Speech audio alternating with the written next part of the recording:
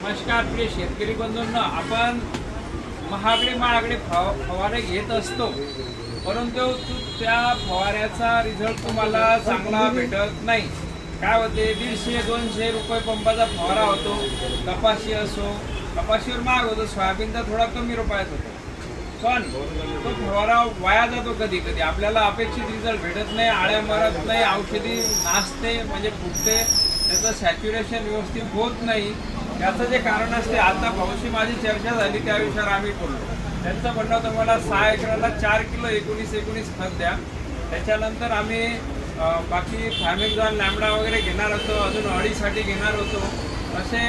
त्यानंतर त्यांना आपण एक युरिक ॲसिड वगैरे देणार होतो। परंतु शेतकरी बंधूंनो, हा व्हिडिओ थोडा वेगळा आहे, हा तुमच्या फायद्याचा आहे। कसा आहे हे बघा। आता आपल्याला कंपनी हा विषय सोडून द्या, हा फक्त 19-19च्या संदर्भात आहे।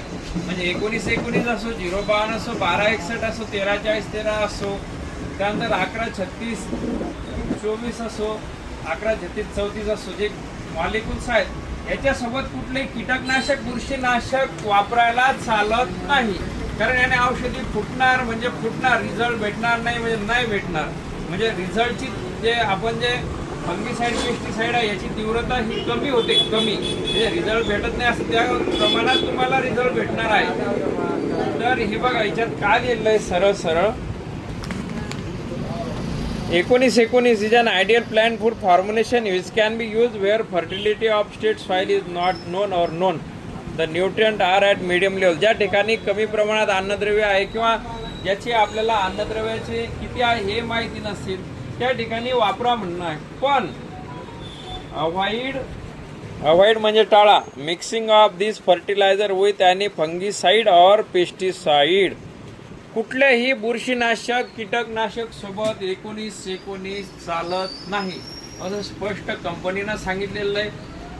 एवढंच काय, कृषी विद्यापीठाच्या डायरीत सुद्धा तेच आहे, कृषी संवादिनीमध्ये।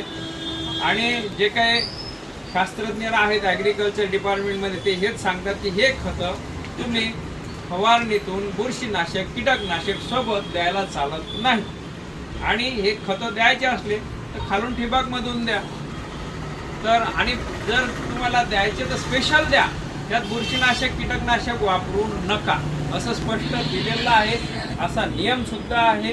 हे मला या व्हिडिओच्या माध्यमातून आणि साई कृपा कृषी केंद्र खामगाव, जानेफळ, कवळा आणि उंदरी यांच्या माध्यमातून मला सांगायचं होतं। धन्यवाद मित्रांनो।